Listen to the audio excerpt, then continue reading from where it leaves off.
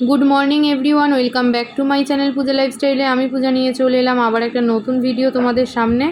तो सबाई केमन आछो? आशा करी सबाई खूब खूब भालो आछो और आमी आछि मोटामुटी चलछे। এই যে আটার প্যাকেটটা দেখলে এটা কাল রাত্রি 10:30 না 11:15টার সময় সেই যে ফ্লিপকার্টে 9 মিনিটে 11 মিনিটে যে অর্ডার সেই অর্ডারে আমি একটা আটার প্যাকেট অর্ডার করেছিলাম। তো ওই রাত্রির 11:15টার সময়ও যে আমি বাড়িতে বসে এরকম জিনিস পেতে পারি সত্যি সেটা বোধহয় আমাদের এই 2025-এ দাঁড়িয়েই সম্ভব। মানে এতটাই সার্ভিস। আমি ভুলেই গেছিলাম যে আমার আটা বাড়ন্ত আর গণেশকে সকালবেলা হলেই তো জানো এখন সকালের টিফিনে রুটিটা দিতে হচ্ছে, তো একদম ভুলে গেছি। আর গণেশও বাড়ি ঢুকে গেছিলো, আটাটা তাহলে কে আনবে? আর দোকানপাটও আশা করি প্রায় বন্ধের দিকে, কারণ 10:30 মতন বেজেই গেছিলো। তো আমি একবার ফ্লিপকার্টে ট্রাই করে দেখলাম যে আসে কি না, দেখলাম যে হ্যাঁ 10 থেকে 15 মিনিট মতন টাইম নিয়েছে, একদম আটার প্যাকেট কিন্তু চলে এসছে। মানে ভীষণ খুশি হয়েছি আমি, এতটাই খুশি হয়েছি যে কি বলবো। যাই হোক, এরকম সার্ভিস পেতে কার না ভালো লাগে। সকালবেলা আজকে টিউশানি ছিল, সমস্ত টিউশানি পড়িয়ে নিয়ে মনা আর আমি টিফিনে নিলাম রুটি আর তার সাথে লাউ ঘন্ট, চিংড়ি মাছ দিয়ে লাউ ঘন্ট করেছিলাম, ভাত করেছি, মাছের ঝোল করেছি। না সরি, মাছের ঝোলটা কিন্তু এখনও বানাইনি, বানাবো, রিঠা মাছের ঝোল করব। তো টিউশানি পড়িয়ে নিয়ে তারপরে দেখো টিফিন খাবো, খেয়ে তারপরে মাছের ঝোলটাকে বানাবো। তারপর আজকে স্নান আছে, পুজো আছে, প্রচুর কাজ।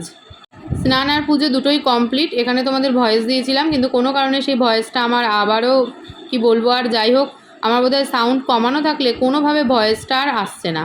গ্যাস টেবিল মুছে সমস্ত কাজ বাজ সেরে নিয়েছি আর এখন না শরীরটা ভালো লাগছে না। বেশ কয়েকটা দিন ধরে শরীর মন কোনোটাই ভালো নেই। কেন ভালো নেই সেটা তোমাদের সাথে এক্ষুনি শেয়ার করতে পারবো না। তো যাই হোক এটুকু বলতে পারি যে শরীর মন কোনোটাই ভালো নেই। আর সবথেকে বড় কথা, মন ভালো না থাকলে কোনো কাজ তুমি করতে পারবে না। যে কারণে আমার ভিডিও কিন্তু একদম 3 মিনিট 4 মিনিটে এসে ঠেকছে। ওই যে বললাম মন ভালো নেই, মন ভালো না থাকলে ভিডিও ক্যামেরা অন করে আমি কি দেখাবো। যেহেতু কাজটাকে ভালোবেসে আমিও রেডি হয়ে নিলাম মনাকে দেওয়ার জন্য, মানে আমিও যাব, খিদে পেয়েছে, কি খাবো তাই ভাবলাম তাহলে বাইরেই যাই, গণেশ আছে যখন ফুচকা টুচকা কিছু খেয়ে আসি আর মনাকে দিয়েও আসি। মনা তো ছাতুমুড়ি খেয়েছে আর কিছু খাবে না। বললাম ফুচকা খাবি, বললো না খাবো না। মনা খাবে না, না খাক, আমরাই খাই করে। মনা ছিল আজকে রাত্রির 8টা দিয়ে পড়া। তো গণেশ বাড়ি চলে এসছে বলে একবার ভেবেছিলাম আমিও টিউশন পড়িয়ে উঠলাম, এই গরমে আর বেরোবো না, কারণ এই গরমে চুড়িদার পরাটাই হলো একটা বিরাট চ্যালেঞ্জের ব্যাপার। কিন্তু তাও ওই যে খিদে পেয়েছে আর একটু বাইরের হাওয়া, বললাম না মনটা ভালো নেই, মন যখন ভালো না থাকে তখন যদি একটু বাইরে বেরাও, বাইরের প্রকৃতিকে দেখো তাহলে মনটা একটু ভালো হয়। তো বাড়িতে এসে দেখো সবজিগুলোকে কেটে গুছিয়ে নিচ্ছি আর মনার ছুটি হতে হতে অনেকটা দেরি আছে। গণেশ যেহেতু মানে বাড়িতেই আছে, ও নিয়ে আসবে, আমার অতটা চাপ নেই। এদিকে দেখো আসার পথে বাবার মেয়ে মিলে কি করেছে, বিরিয়ানি কিনে নিয়ে এসছে। তো এখন সব দিনজনেই আর কি বিরিয়ানি খাবো, আর তার সাথে ওরা খেয়েছে হলো লস্যি। তো আমাকে রেখে দিয়েই কিন্তু লস্যি খেয়ে নিয়েছে। এই হলো সেই লস্যি যেটা খেয়ে আমার জন্য আবার ভিডিও বানিয়ে নিয়ে এসছে। তো লস্যি দেখে তো আমার ভীষণই লস্যি খেতে ইচ্ছা করছে।